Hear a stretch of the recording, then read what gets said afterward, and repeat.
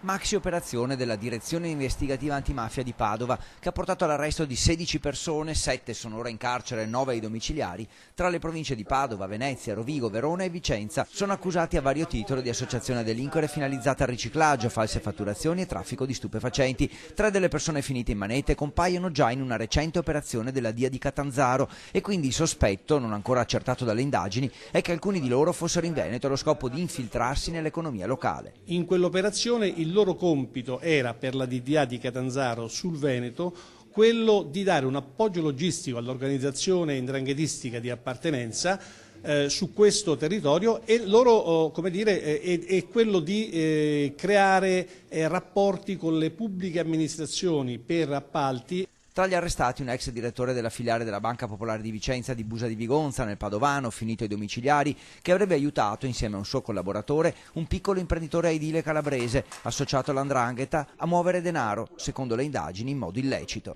Tra gli arrestati ci sono anche 2 bancari, perché hanno favorito con i loro comportamenti, pur sapendolo, uno dei principali indagati dell'attività. Gli investigatori hanno sequestrato complessivamente beni tra immobili, auto e moto per 800.000 euro.